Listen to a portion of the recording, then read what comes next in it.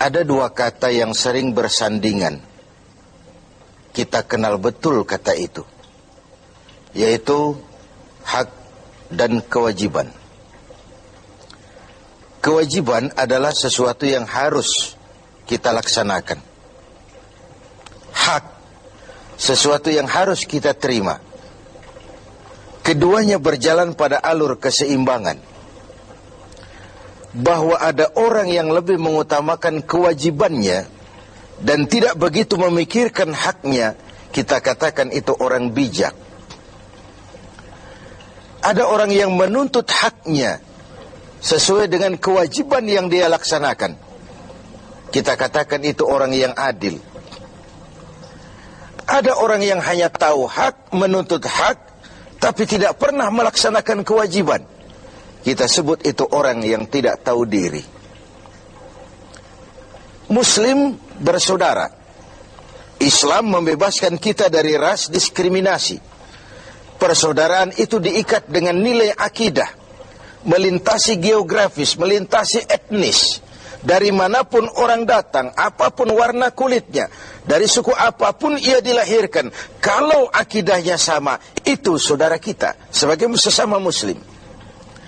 Di dalam menjalin persaudaraan sesama muslim itu ada hak-hak saudara kita yang harus kita berikan kepada mereka. Artinya kewajiban kita memberikan hak itu kepada mereka.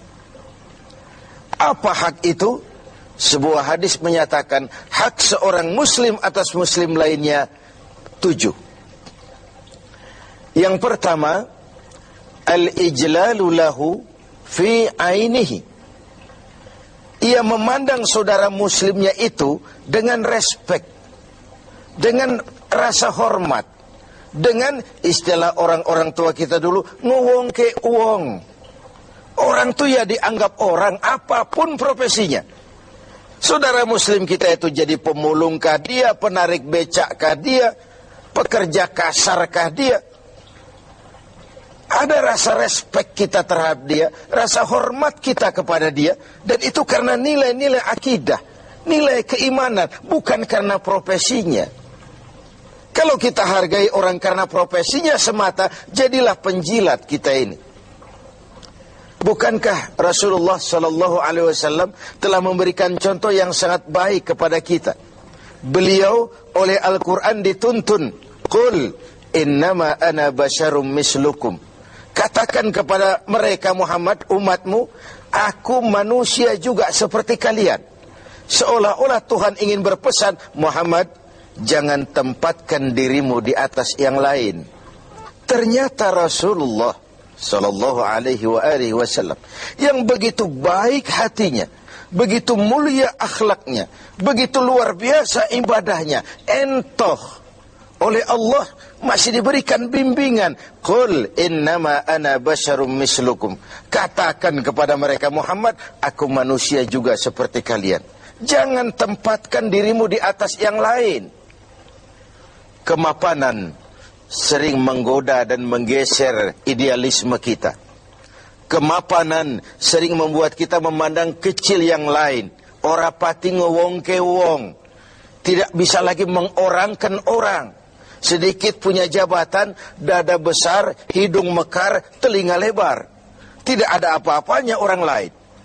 Tidak demikian mentalitas kita dalam berukhuwah, dalam bersaudara. Al-ijlalu lahu fi ainihi. Seorang muslim memandang muslim lainnya dengan rasa respek, ada rasa hormat, dan itu karena pertalian akidah semata-mata. Sekali lagi, apapun profesinya. Yang kedua, wal wuddu lahu fi sadrihi.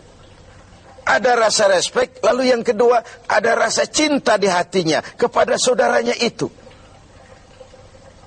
Kesenangannya membuat kita senang, kesulitannya membuat kita juga ikut merasakan sulit. Bukankah muslim dengan muslim seperti satu tubuh?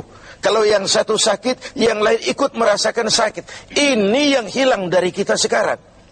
Ini yang tidak lagi kita miliki. Ketika ibu jari tersandung batu, mulut berkata aduh, kepala ikut pusing, air mata mengalir tanpa komando, refleks terjadinya. Bahkan tidak pernah ada ibu jari tersandung, mulut malah nyumpahi, rasain aja sendiri. Tidak mungkin seperti itu. Begitulah kita dalam menjalin komunitas sebagai seorang muslim. Ada rasa cinta di hati kita. Kemajuannya membuat kita senang. Semakin tinggi dia, semakin menjulang dia, semakin ikut senang kita. Senang dengan orang yang senang. Susah kalau melihat dia susah. Itu yang kedua. Lalu yang ketiga, wal muwasat lahu fi malihi, menyantuni dia di dalam hartanya. Ada proses take and give. Dia kaya, kita bersama mendampingi bagaimana dia bisa memanfaatkan hartanya di jalan Allah dengan cara yang baik. Dia memerlukan, bisa kita memberikan bantuan dengan tidak perlu mengharap balasan dari dia, karena keikhlasan tentu hanya mengharap balasan dari Allah Subhanahu wa ta'ala. Ketika kita memberikan sesuatu kepada yatim, kepada mustad'afin, kepada orang-orang yang lemah, dia mungkin tidak akan bisa membalasnya seketika, tapi Allah tidak akan berdiam diri tentu.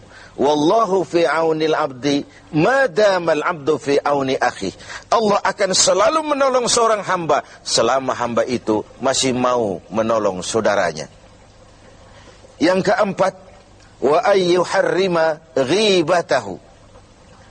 Dia tidak menggunjingnya dan tidak juga mau mendengarkan pergunjingan orang tentang saudaranya itu. Inilah hebatnya muslim. Karena apa? Al-istighal bi'uyubil khalqi.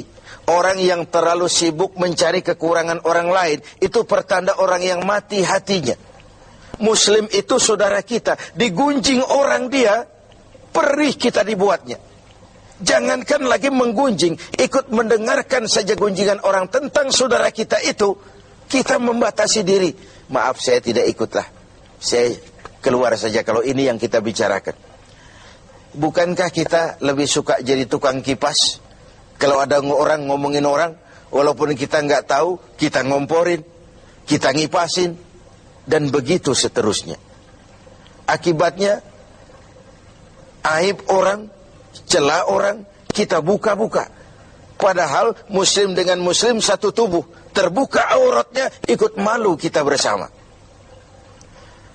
Pemirsa TV7 yang berbahagia, karena itu hak dia untuk tidak digunjingkan, kewajiban kita untuk tidak menggunjingkan, bahkan tidak juga suka mendengarkan dia digunjingkan juga oleh orang lain. Yang kelima, wa ayyauda fi maradih. Kalau dia sakit, jenguk. Ini pun sudah langka sekarang ini. Silaturahmi. Kedatangan kita saja sudah merupakan obat. Doa kita sudah memberikan sugesti bagi proses penyembuhannya. Karena apa yang tidak kita suka terjadi pada diri kita, jangan juga lakukan itu pada orang lain.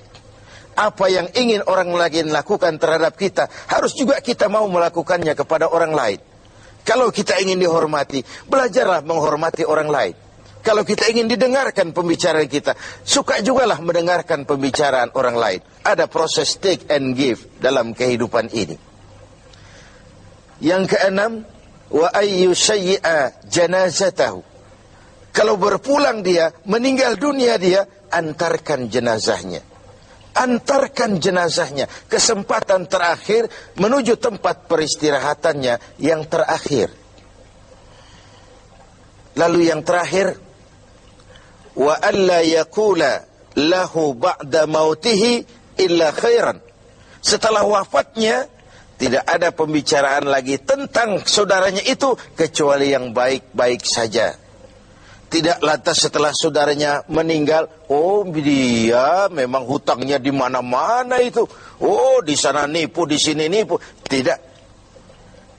Setelah saudaranya tidak ada, meninggal, pembicaranya hanya tentang yang baik-baik saja dari saudaranya itu. Begitulah hak saudara kita yang harus kita berikan. Begitulah kewajiban kita yang harus kita laksanakan. Innamal mar'u ahadisun ba'dahu fakun hadisan hasanan liman wa'a. Manusia akan jadi pembicaraan setelah dia tidak ada. Maka berusahalah kau menjadi pembicaraan yang baik bagi orang-orang yang kau tinggalkan. Berusahalah dalam hidup ini agar kau jadi pembicaraan yang baik-baik bagi orang yang kelak kau tinggalkan itu. Pemirsa TV 7 yang berbahagia, inilah hak-hak yang harus kita berikan kepada saudara kita muslim. Ini pula kewajiban-kewajiban yang harus kita laksanakan sebagai muslim. Semuanya dalam rangka membentuk sebuah komunitas yang diikat tadi dengan nilai-nilai akidah.